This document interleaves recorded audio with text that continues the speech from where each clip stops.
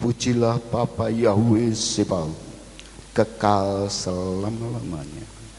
Di sore hari ini yang luar biasa, Tuhan telah mengumpulkan umat-Mu dengan penuh sukacita. Damai sejahtera ada di dalam umat-Mu. Sehingga kami semua Tuhan mempersiapkan diri untuk hidup benar di hadapan-Mu. Itu sebabnya kami ingin mendengar tuntunan dari segala firman kebenaran. Nyatakanlah rahasia-Mu sendiri ya Bapa, supaya kami hidup di dalam jalan-jalan yang Engkau tunjukkan, dan masuk di dalam segala rancangan Bapa Yahweh sendiri. Sore hari ini Tuhan, bangkitlah Tuhan, berkatilah umat-Mu, dan tolonglah setiap kami di jalan yang harus kami tempuh.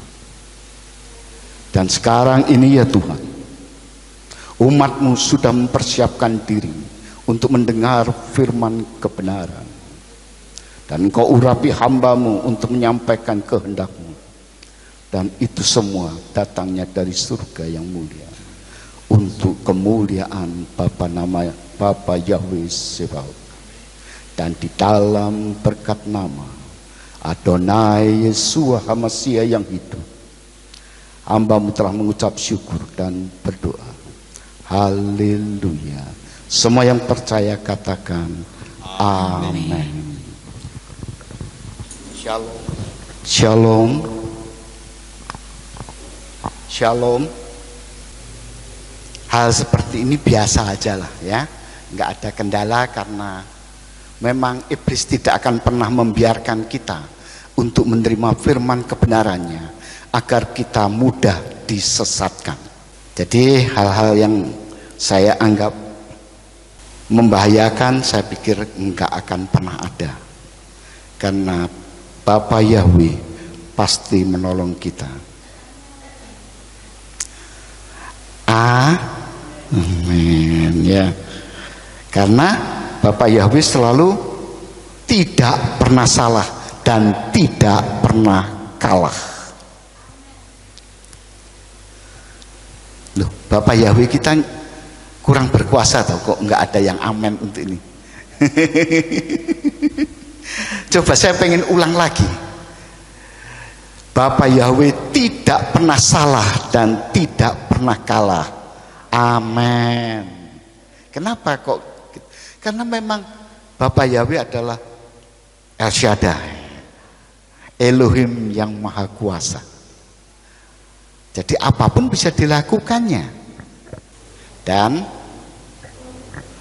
sore hari ini kita temanya apa nih? Kehidupan orang benar. Sekali lagi temanya apa? Amin. Orang sering mengatakan, orang benar itu tidak akan pernah kesulitan apapun. Ya, banyak yang mengatakan kalau orang benar, Tuhan selalu ada padanya dan tidak hidup dalam kesulitan. Faktanya enggak seperti itu pula. Makanya jangan mudah menuduh orang dalam kesulitan. Ini kok sengsara sekali, ini mesti bukan orang benar. Enggak. Memang dikatakan di dalam Mazmur pasalnya yang kelima ayat 13, Mazmur pasal yang kelima ayat yang ke-13, saya dibantu untuk LCD-nya.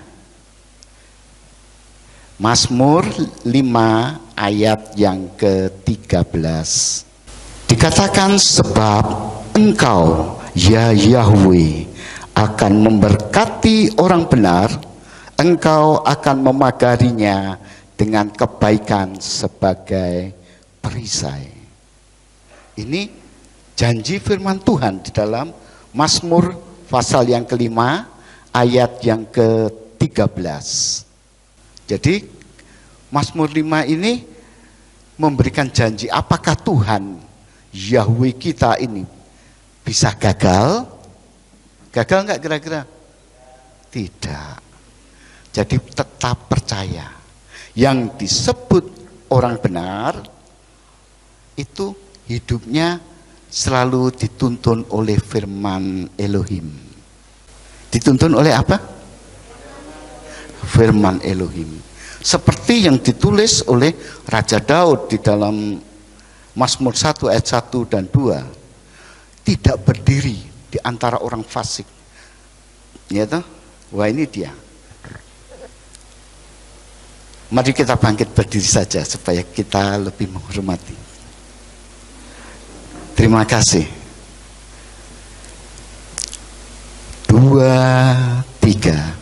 Berbahagialah orang yang tidak berjalan menurut nasihat orang fasik dan tidak berdiri di jalan orang berdosa dan tidak duduk dalam kumpulan pencemooh.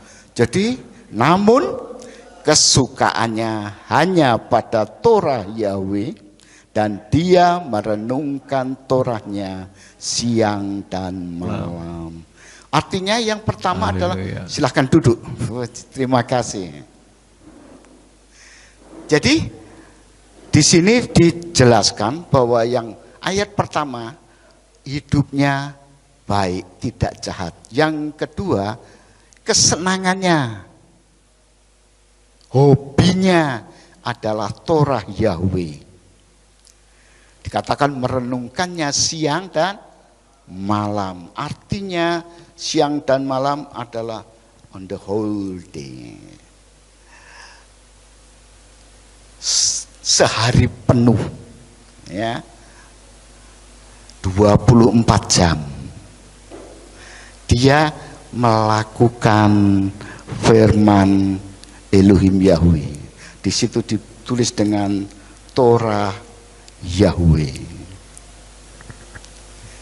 Sehingga kalau janji tadi yang dibacakan tadi, Mazmur 5 ayat 13 tadi, ya logis toh, kalau orang benar hidupnya diberkati oleh Tuhan.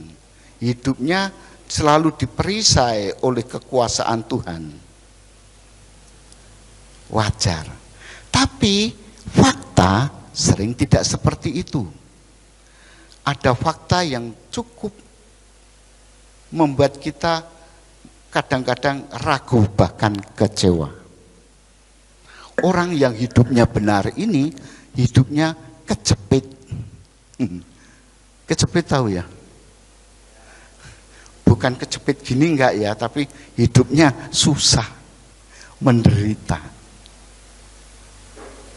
Jadi waktu orang benar ini hidupnya dalam keadaan yang sangat susah, orang benar yang dilakukan apa? Nah itu.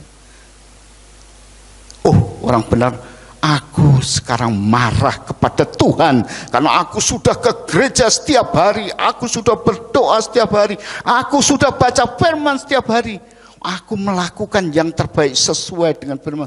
Kenapa Tuhan? Gitu.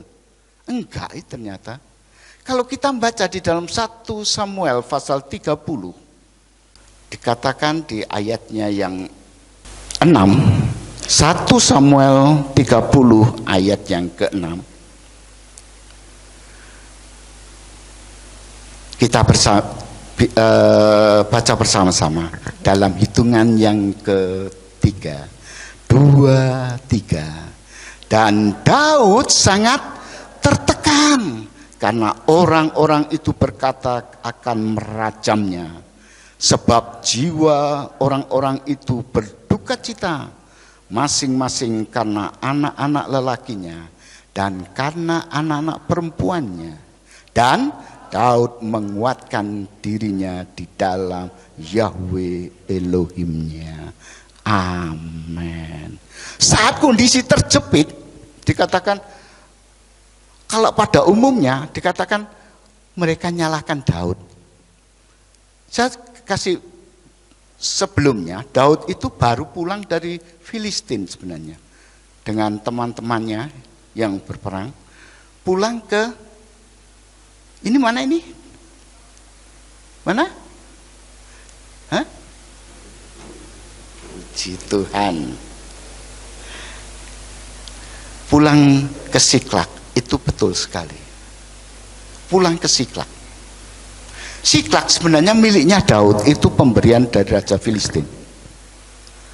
Ini pulang ke rumahnya, orang yang di rumahnya yang bukan pemiliknya mau merajam dia. Kira-kira gimana? Loh, tapi aku susah. Dikatakan berduka cita karena kehilangan anak-anaknya, istrinya, kehilangan harta bondanya, kehilangan segala-galanya. Tapi apa Daud salah? Apakah Daud yang merampas? Bukan. Daud sendiri kehilangan 2 istrinya dan anak-anaknya sama. Tapi kenapa mereka mau melakukan yang jahat ini? Tuhan mengatakan, karena mereka tidak mengenal Bapa Yahweh dengan baik dan benar, dan hidup bukan sebagai orang benar. Lalu yang namanya Daud ini ngadepi masalah, dikatakan bahwa dia menguatkan imannya. Di sini dikatakan Daud menguatkan dirinya di dalam Yahweh Elohimnya. Maksudnya memperkuat imannya. Ini Tuhan tidak pernah salah. Tuhan tidak pernah kalah. Bapa Yahwehku Maha Kuasa. Pasti ini adalah jalan yang terbaik bagiku.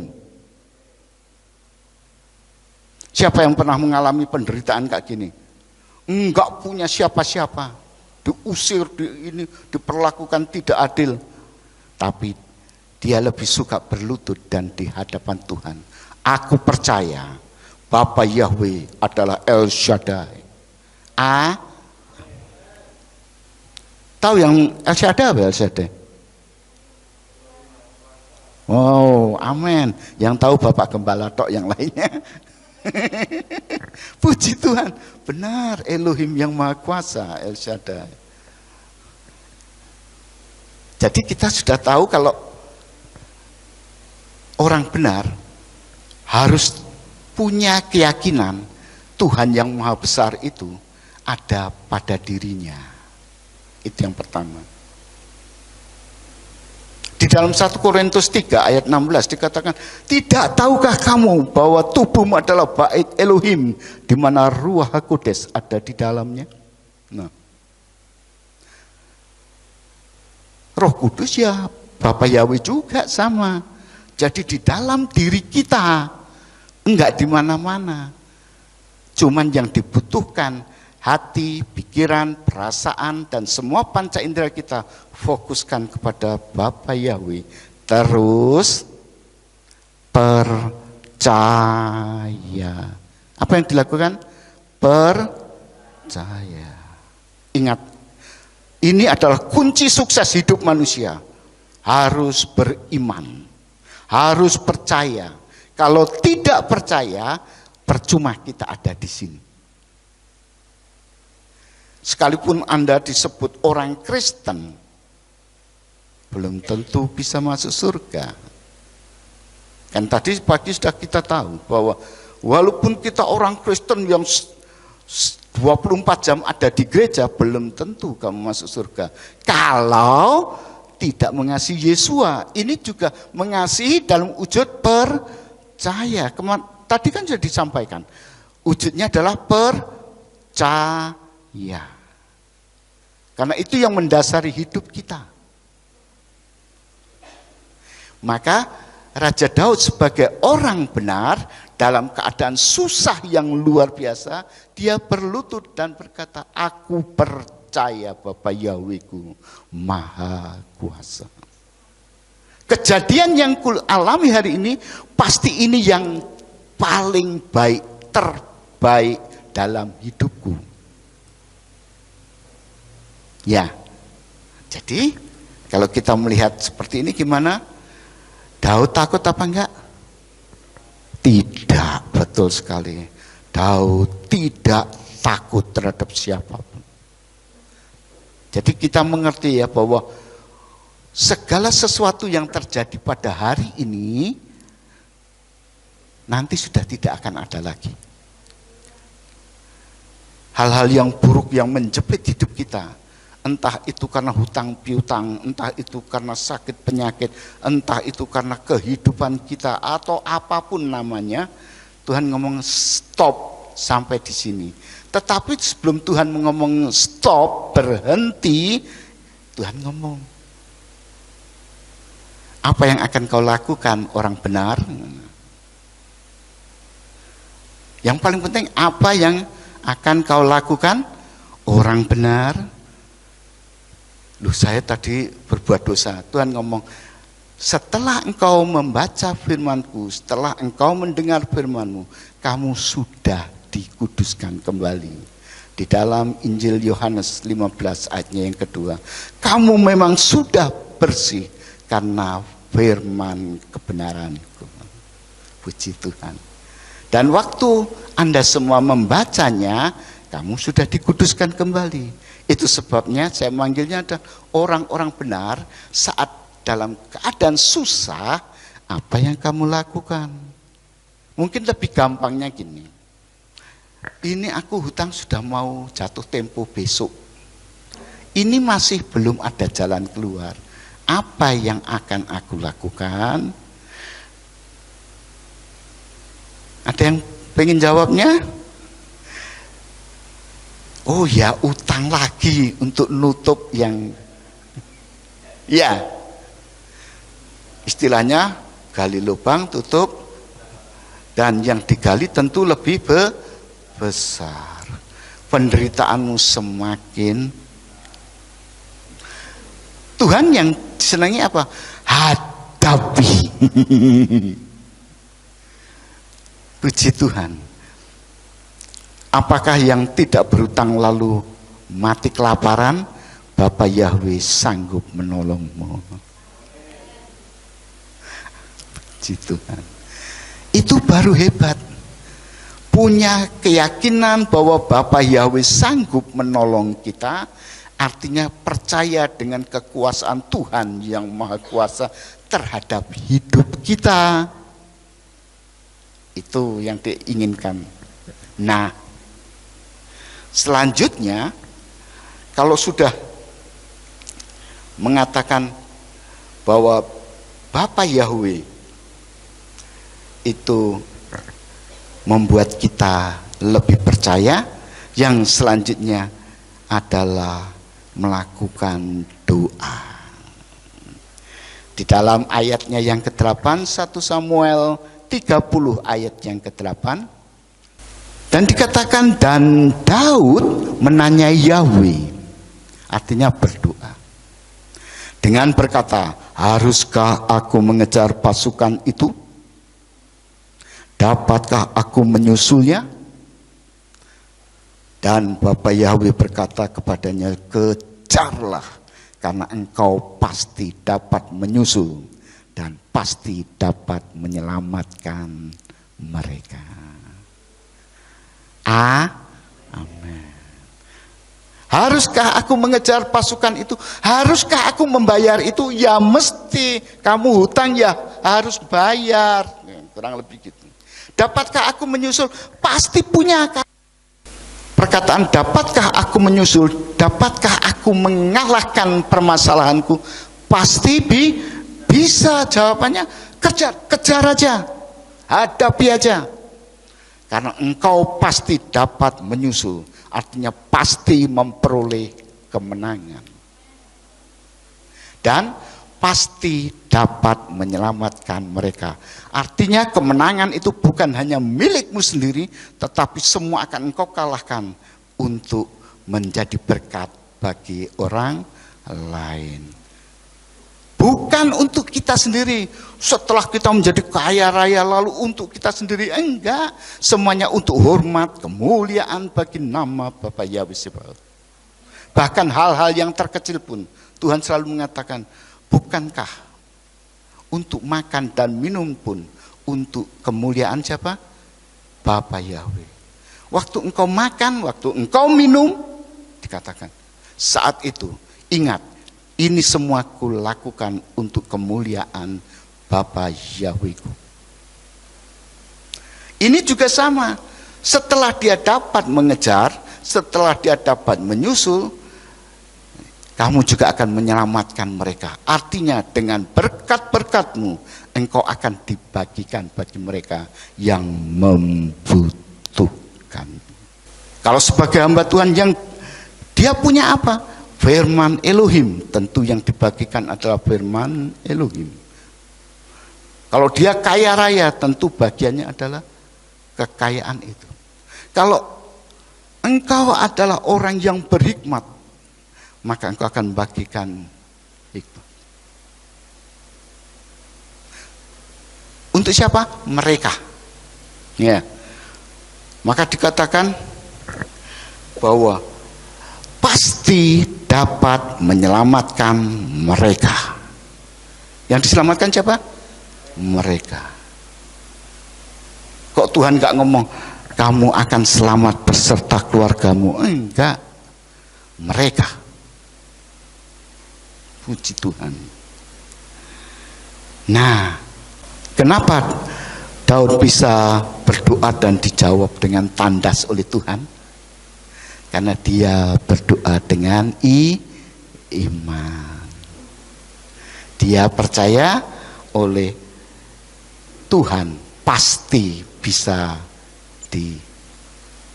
diselesaikan semua masalahnya.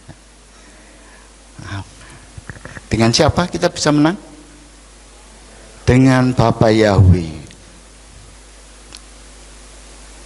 Kalau tanpa Bapa Yahweh tidak bisa. Daud pun tidak bisa. Sekalipun dia seorang yang ahli dalam berperang, memiliki kemampuan dan kapasitas yang hebat di dalam berperang, Daud tidak ngomong gini, aku sudah pintar, ayo kejar mereka. Enggak. Daud pun menangis meraung-raung dulu di hadapan Tuhan. Kalau orang sering mengatakan sampai nangis darah, Daud juga sama. Karena Daud tidak mau mengandalkan diri sendiri. Apa? Daud tidak mengandalkan diri sendiri. Karena mengandalkan diri sendiri adalah kesombongan. Maka di dalam Yeremia 17 ayat 5, terkutuklah orang yang demikian, yang mengandalkan dirinya sendiri dan meninggalkan Tuhan. Tapi Daud sebagai orang benar, nah itu, beginilah firman Yahweh, terkutuklah orang yang mengandalkan manusia dan yang mengandalkan kekuatannya serta hatinya menyimpang dari Yahweh. Jadi mengandalkan kekuatan ini adalah kekuatan diri sendiri. Daud tidak menggunakan kekuatan diri sendiri.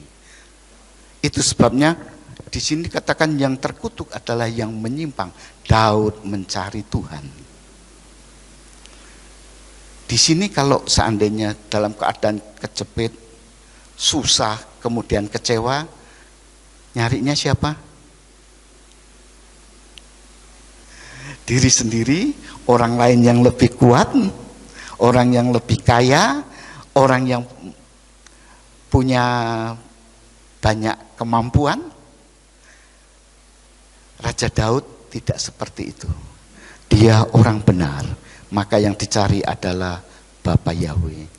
Sehingga di ayat yang ke-7 dari Yeremia ini, diberkatilah orang yang mengandalkan Yahweh dan menaruh percayanya kepada Yahweh.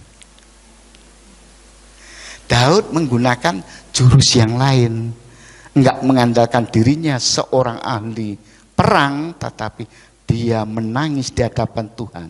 Itu sebabnya doanya didengar. Doa dengan sungguh-sungguh. Makanya di dalam kitab Yakobus dikatakan, doa orang benar besar kuasanya. Amin. Hai orang benar, sudahkah Anda berdoa? Hai orang benar, sudahkah engkau mengandalkan Bapa Yahwehmu? Atau engkau kurang percaya terhadapnya? Sore hari ini, ketuklah hatimu dan tanyakan dengan pasti, apakah aku ini mengandalkan Bapa Yahweh, atau aku mengandalkan diriku, atau aku lebih mengandalkan orang lain yang kurasa lebih kuat? Jawabannya adalah dirimu dengan Tuhan. Nah, karena dikatakan siapa nih? Raja Daud mengandalkan Tuhan. Dan Tuhan sudah menjawab. Ayat 9 dikatakan di dalam 1 Samuel 30 ayat yang ke-9 dikatakan, lalu Daud berangkat. Artinya lalu Daud melakukan sesuai imannya. Kenapa disebut sesuai imannya? Karena itu belum terjadi.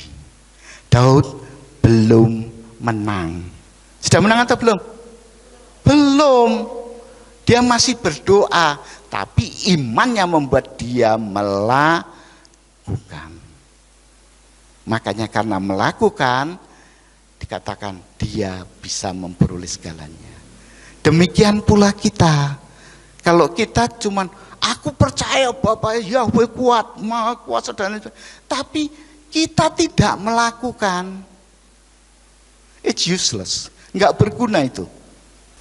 Karena percaya itu memang sesuatu yang belum kita lihat, ya. Dalam kitab Ibrani pasal 11 ayat pertama, itu belum kita lihat, tapi itu pasti nyata saat engkau melakukannya.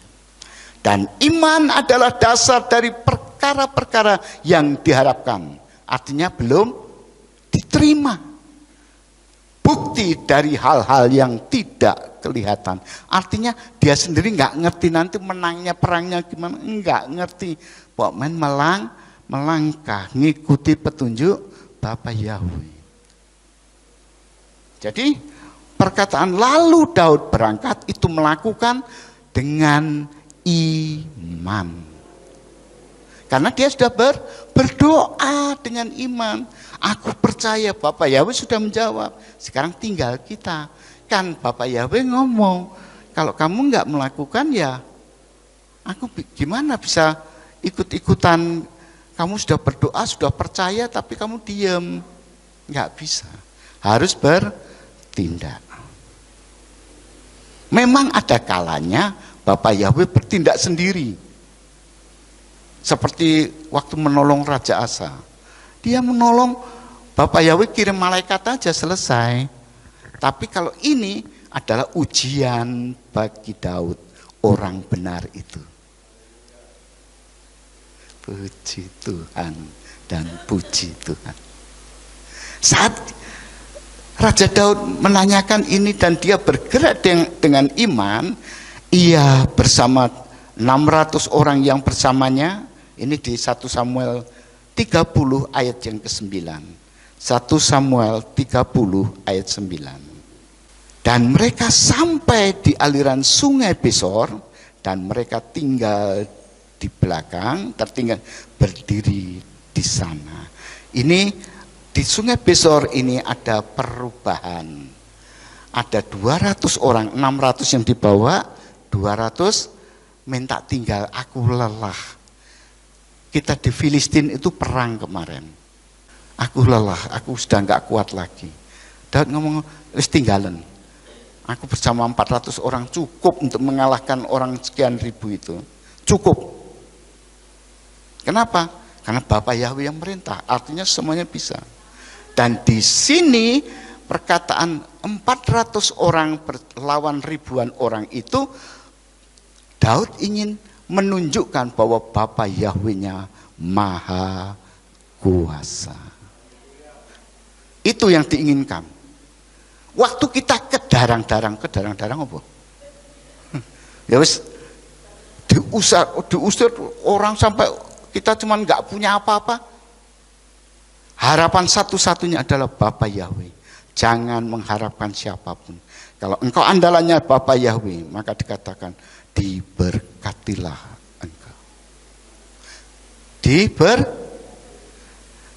Aku diberkati. Ayo musik, hidupku diberkati. Ayo kita nyanyi bersama-sama. Pagi hari siang berganti, aku diberkati. Aku diberkati sepanjang hidupku diberkati. Bangun pagi sambil bangkit berdiri. Aku diberkati. Aku diberkati sepanjang hidupku diberkati. Bangun pagi hari siang berganti malam, aku diberkati. Berkati sepanjang hidupku diberkati. Pagi hari siang berganti malam, aku berkati. Amin. Silakan duduk. Terima kasih. Puji Tuhan. Jadi Raja Daud di dalam keadaan susah, dia bangkit. Aku diberkati. Sekalipun aku tidak punya tentara. Karena 400 orang ini pun sebenarnya adalah preman, bukan tentara.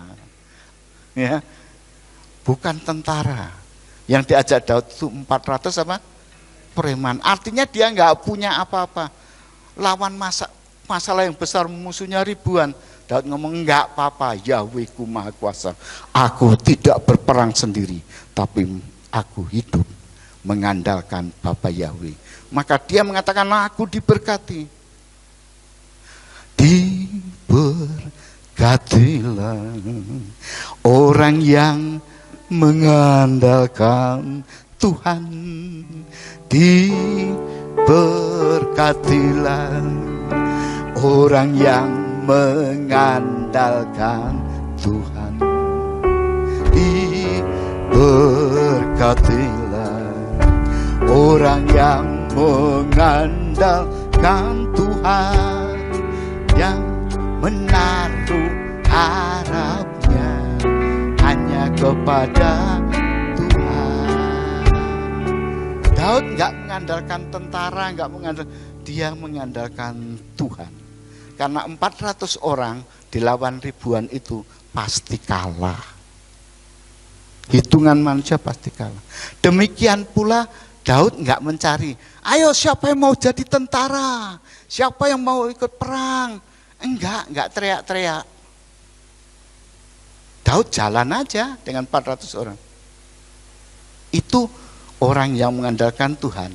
Artinya dia hidup dengan apa yang dia terima dari itu Tuhan.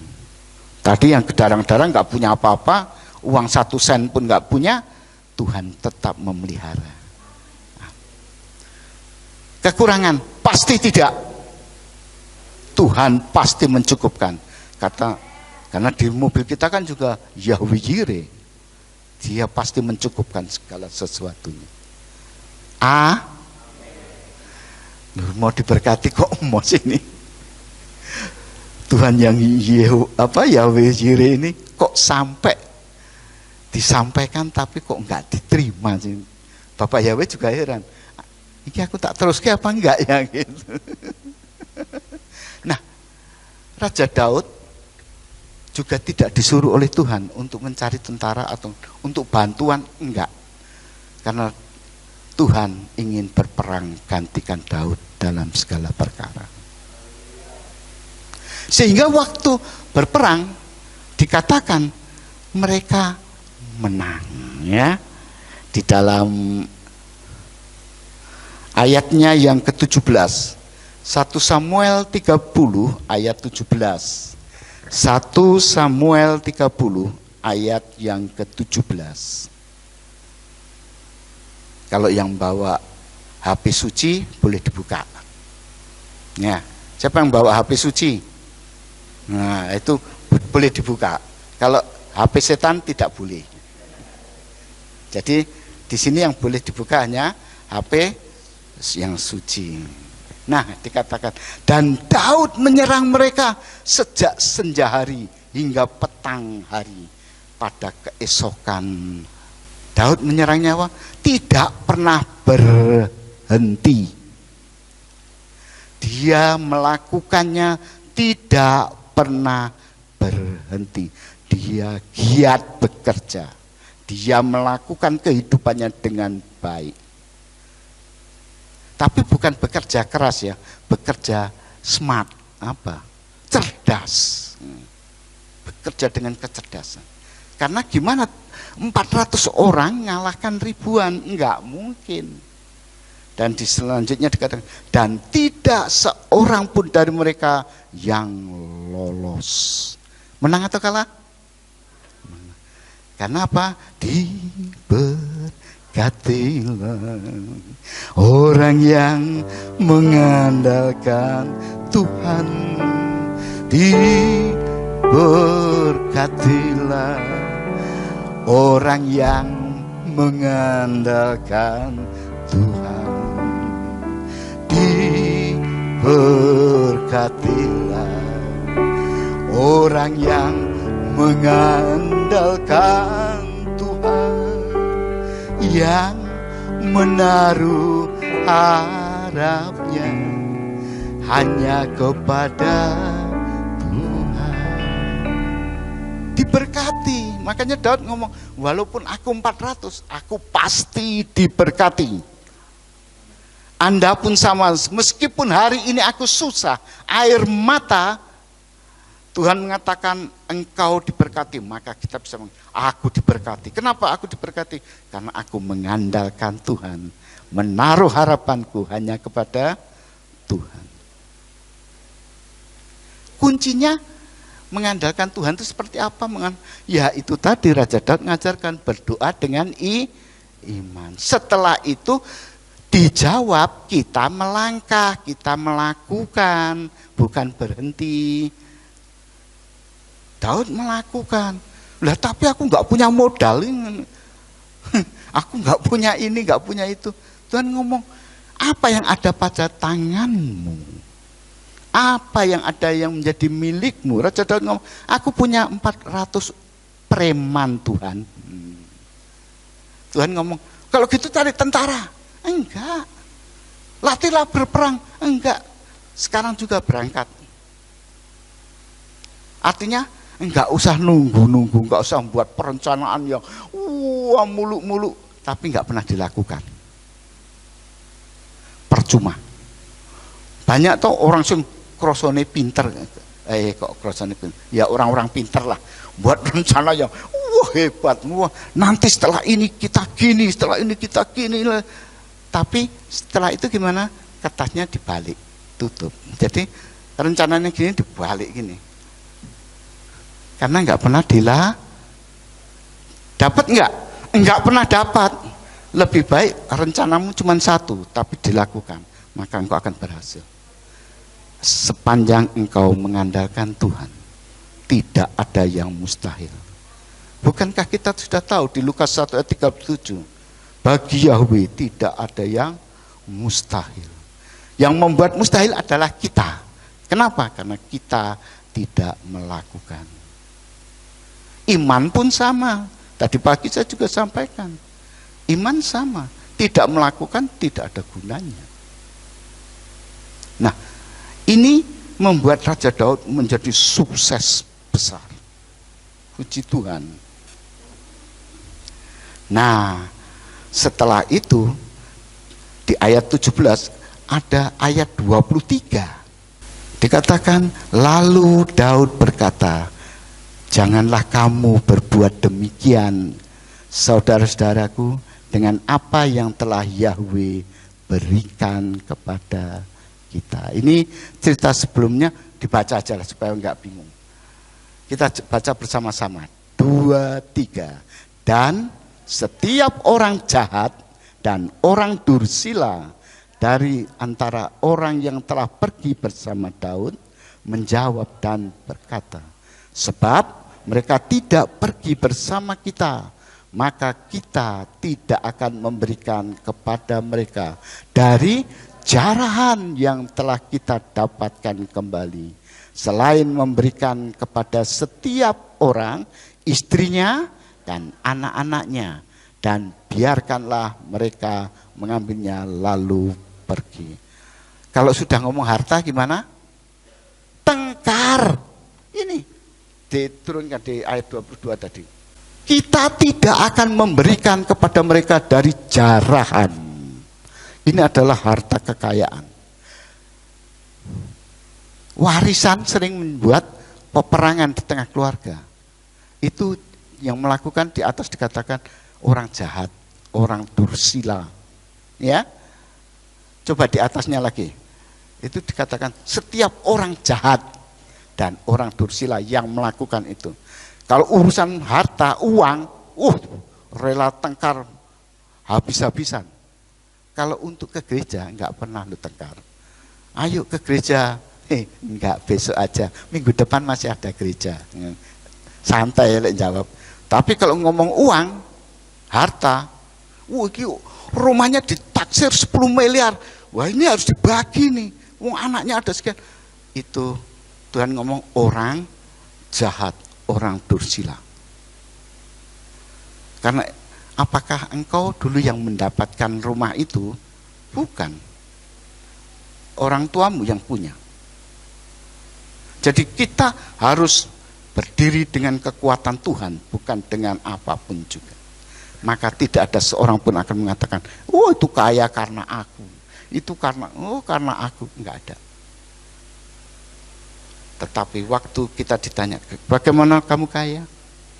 Bapa Yahwehku yang dahsyat memberikan. Jangan karena hal seperti ini. Karena di sini dikatakan, sebab mereka tidak pergi bersama kita, maksudnya enggak perang. Yang 200 itu maksudnya. Enggak boleh. Orang yang di Siklak juga sama. Itu enggak ikut berperang. Kasih aja yang dia punya, balik ke. Sebenarnya baik loh, yang cukup baik. Jadi pada sore hari ini jangan ada pertengkaran hanya urusan uang. Apalagi ini ada 7 hari raya. Hati-hati. Hanya urusan pengurus bisa tengkar itu.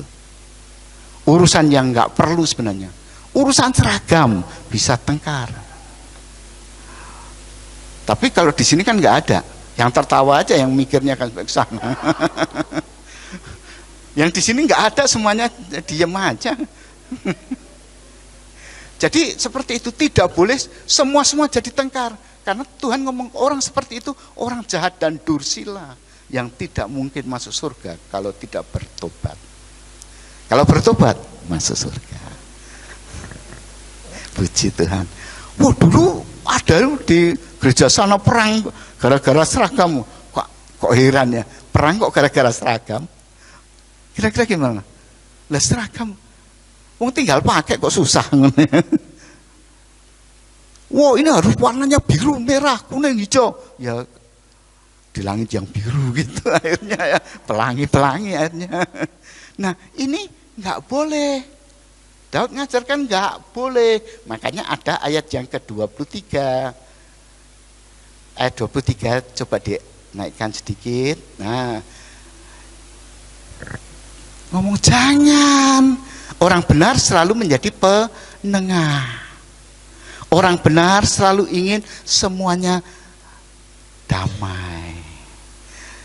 Orang benar inginnya semua orang di sekelilingnya sukacita, diberkati. Bukankah berkat ini dikatakan dengan apa yang telah Yahweh berikan kepada kita? Artinya ini anugerah, berkat ini anugerah. Kita beli seragam itu anugerah. Ini kita punya segala-galanya. Waduh, perusahaan besar itu anugerah. Jangan jadi pertengkaran. Tapi di sini nggak ada yang seneng damai cuma satu. Yang lainnya nggak suka. Begitu nggak suka pernah. Cuma satu, amin. Yang lainnya kemana nggak tahu. Maka kalau gereja biasanya yang jemaatnya banyak di sana, di sini nggak ada. Itu semuanya ngomong nggak mau. Nah, permulaan dari pertengkaran. Ini saya tekankan karena gereja Tuhan semua itu perpecahan hanya urusannya harta kekayaan dan sakit hati. Tapi ada yang lebih mulia. Karena yang satu ingin mencari kebenaran. Gereja yang mencari kebenaran, cepat atau lambat dia akan tumbuh dan besar, bahkan berbuah lebat di mana-mana. Semua harus didasarkan dengan firman kebenaran itu. Kalau engkau mengubahnya, enggak usah kata-katanya. Satu iota, satu titik kecil di dalam firman Tuhan, dipastikan kamu akan menderita karenanya. Mungkin harta kamu peroleh, tetapi kamu tidak memperoleh kebahagiaan. Ingat ini, karena Tuhan menganggapnya engkau telah berlaku jahat dan dursila. Puji Tuhan. Dan kalau kita melihat yang ayat yang ke-23 itu, Daud menyadari semua hanya anugerah. Karena Daud ngerti 400 lawan ribuan ya nggak mungkin menang lah. Mereka tentara ini tadi apa? Preman yang orang jahat dan dursila tadi. Bisa menang? Enggak. Hitungan kertas nggak bisa. Ini kalau orang yang suka membuat perencanaan hebat mesti takut. Wah, nggak berani aku buka. Salah. Kalau engkau percaya dengan Bapa Yahweh, engkau diberkati. Kalau engkau percaya dengan Bapa Yahweh, engkau diberkati. Oh, cuman sebagian tuh yang. Makanya banyak yang nggak percaya. Ke gereja, mana pengagum Yahweh aku, tapi nggak percaya. Jangan salahkan Tuhan kalau sudah gitu. Air mata tetap air mata. Karena Bapa Yahweh konsepnya air mata kuubah menjadi mata air. Hati yang penuh duka diganti dengan sukacita. Itulah Bapa Yahweh. Lalu kenapa kok Tuhan izinkan setan mengganggu? Seperti di Siklak ini kan setan mengganggu, menghadang supaya Daud kecewa dan meninggalkan Tuhan. Jadi ujiannya orang benar adalah supaya dia marah, kecewa kepada Bapa Yahweh, terus dia mengatakan, aku tinggalkan Bapa Yahweh. Itu yang setan inginkan. Nah, sekarang kamu tidak selamat. Engkau telah menjual keselamatanmu. Ingat, berhati-hatilah orang-orang benar. Semua orang benar yang di sini berhati-hatilah. Karena iblis membuat engkau marah dan kecewa, lalu meninggalkannya. Kalau sudah meninggalkan Bapak Yahweh, tidak ada jalan keluar kecuali bertobat. Oh iya, aku kemarin ya gitu, wes ora gereja-gerejaan katanya gitu. Aku wes ora Tuhan-Tuhanan, percuma aku berdoa hidup benar. Tapi kemudian hidupnya susah. Sore hari ini mungkin Anda sudah lelah karena bekerja seharian. Tapi ingat, Tuhan ingin memberkatimu. Tuhan itu menyayangimu. Sehingga dikatakan di dalam ayat yang ke-23, selanjutnya dia katakan, Bapa Yahweh telah melindungi kita. Itu pertama yang disampaikan. Telah menyerahkan pasukan yang datang menyerang kita itu ke dalam tangan kita. Ya.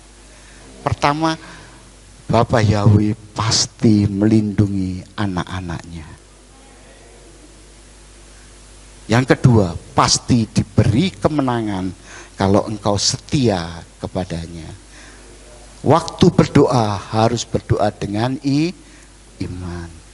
Jadi langkah orang benar dalam menghadapi situasi yang sulit, pertama dia datang menguatkan dirinya dengan iman yang benar.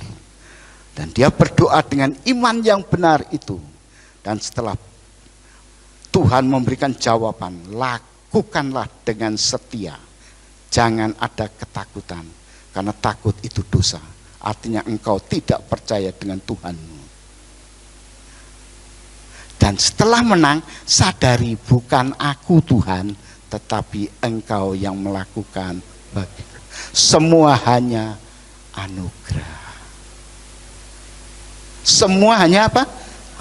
Setelah menang kita harus tahu, kalau itu anugerah atau pemberian dengan cuma-cuma, lalu apa yang kita lakukan? Kembali kepada yang memberi anugerah. Bukan setelah diberkati luar biasa, loh kok sudah lama kok enggak ke gereja? Iya aku sibuk, daganganku lagi laris. Loh minggu ya dibuka karena banyak pesanan. Nah waktu kamu sepi, nggak punya apa-apa, tokomu kecil, kamu kok rajin ke gereja? Bapak Yahweh ngeliat, kalau gitu tak kembalikan tokomu kecil lagi ya, supaya bisa cuman makan, minum setiap hari dan air mata. Tak kembalikan. Tuhan memiliki sejuta cara untuk menghabisi. Ingat, saya bukan menakut-nakuti, tapi itu sungguhan. Orang yang sudah mulai diberkati gini, meninggalkan Bapak Yahweh, hidupnya terpuruk, bahkan mau makan pun susah. Itu fakta. Dan kejadiannya baru beberapa tahun yang lalu. Jangan pernah tinggalkan. Makanya Raja Daud ngomong, ini semua anugerah Bapak Yahweh, bukan kita. Dia yang melindungi kita, yang mengalahkan.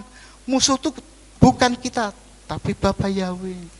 Kita berkemenangan, kita berkemenangan. Kita hanya bisa mengatakan haleluya. Puji Tuhan. Karena waktu berjalan terus, saya berhenti sampai di sini. Saya kembalikan kepada Bapak Gembala. Diberkatilah orang yang mengandalkan Tuhan, diberkatilah orang yang mengandalkan Tuhan, orang yang. Terima kasih.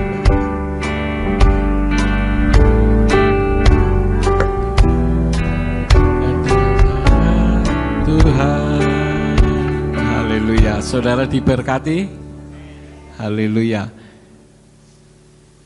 Kembali merefresh cerita tadi, saudara-saudara.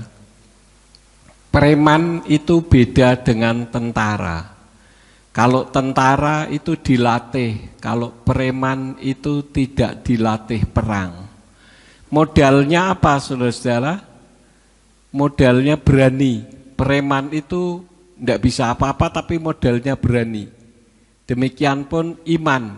Kalau saudara memang mau mengandalkan Tuhan karena hidup saudara sebagai orang beriman, maka semua yang menjadi kerinduan kita akan terrealisasi. Kehidupan orang benar adalah orang yang mengandalkan Yahweh dalam hidupnya dan yakin bahwa Yahweh mampu mengatasi masalahnya.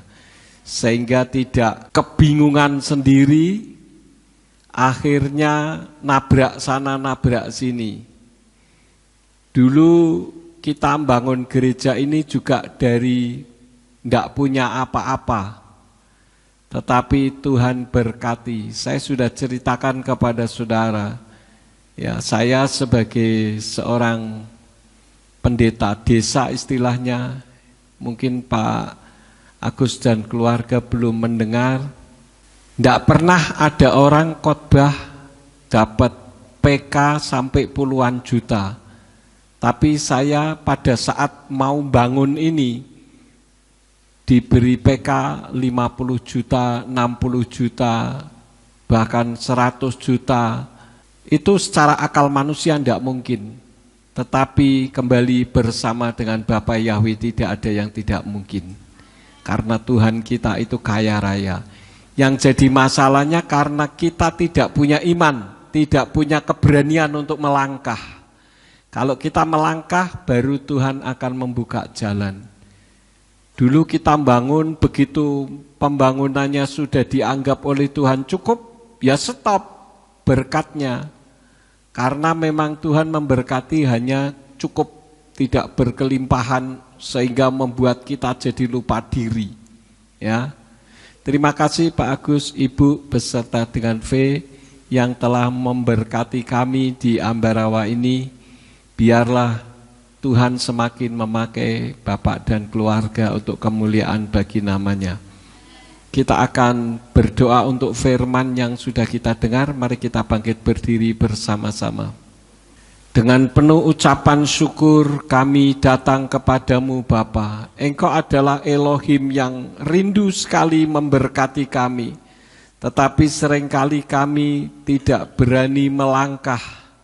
Karena kami tidak punya nyali untuk mengandalkan iman kami kepadamu.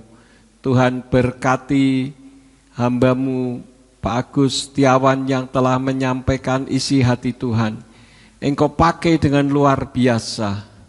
Apabila hamba-Mu akan kembali ke Malang, sertai perjalanannya tibakan di rumah dengan selamat, jauhkan dari malapetaka bahaya, kecelakaan maut orang jahat maupun kerusakan kendaraan, tibakan di tempat dengan selamat untuk kembali melakukan aktivitas. Apa saja yang diusahakan dan dikerjakan dibuatnyalah oleh Engkau berhasil. Karena hamba-Mu ini sangat mencintai dan mengasihi Engkau, memberikan banyak teladan kehidupan di dalam kehidupannya bagi kami semuanya. Terima kasih Bapa. Berkati seluruh jemaat yang telah hadir, baik yang hadir di ruangan ini maupun yang hadir dari rumah masing-masing. Tuhan berkati untuk kemuliaan bagi nama-Mu. Terima kasih Bapa. Kami mengucap syukur hanya di dalam nama Adonai Yeshua HaMashiach. Haleluya. Amin. Silakan duduk. Nanti kita akan mendengarkan pengumuman dari Bapak Wakil Gembala dan Pak Sarmujito. Kita akan akhiri dulu, mari kita bangkit berdiri bersama-sama, kita tutup di dalam doa. Kami mengucap syukur Engkau telah memimpin ibadah kami dari awal sampai akhirnya. Sebelum kami meninggalkan tempat ini, berkatilah kami ya Tuhan, apabila kami merenungkan firman-Mu, biarlah firman-Mu itu meresap di dalam hati kami, sehingga kehidupan kami benar-benar kehidupan orang yang benar, orang yang takut akan Tuhan, yang mengandalkan Tuhan di dalam kehidupan kami semuanya. Sekali lagi kami menyerahkan hamba-Mu Pak Agus Setiawan yang telah menyampaikan isi hati-Mu, Engkau pakai dengan luar biasa. Demikian pula semua aktivitas usaha yang dikerjakannya dibuatnyalah oleh Engkau berhasil. Karena hamba-Mu ini sangat mengasihi Engkau. Berkati semua yang sudah memberikan korban untuk pekerjaan Tuhan di tempat ini, Engkau tolong ya Tuhan. Mereka memberikan korban bukan karena ingin menerima daripadamu, karena Engkau sudah memberikan janji-janjinya. Jemaat-Mu memberi oleh karena mereka berkewajiban dan mencintai Engkau ya Tuhan. Semua yang sudah ambil bagian di dalam pelayanan pada saat ini, Engkau pakai semakin hari semakin heran. Sekarang berkatilah kami karena kami siap menerima berkat daripadamu. Mari kita angkat kedua belah tangan kita untuk menerima berkat Yahweh. Yefarka Yahweh weyis mereka. Yahweh memberkati engkau dan memelihara engkau. Yair Yahweh pana oleh kawi kuneka. Yahweh menyinari engkau dengan wajahnya dan memberi engkau anugerah. Yisa Yahweh pana oleh kawi Yashem leka shalom. Yahweh menghadapkan wajahnya kepadamu dan memberi engkau damai sejahtera. Diberkatilah di kota dan diberkatilah engkau di ladang. Diberkatilah buah kandunganmu, hasil bumimu dan hasil ternakmu, yakni anak lembu sapimu dan kandungan kambing dombamu. Diberkatilah bakulmu dan tempat adonanmu. Diberkatilah engkau pada waktu masuk dan diberkatilah engkau pada waktu keluar. Sekarang pulanglah dan terimalah berkat kasih Bapa Yahweh Sang Pencipta, kasih karunia Adonai Yeshua HaMashiach Sang Pembeli jiwa, dan Ruach HaKodes menyertai saudara sekalian sampai Maranatha. Adonai Yeshua HaMashiach datang kembali untuk yang kedua kali dan mengangkat kita semua. Haleluya.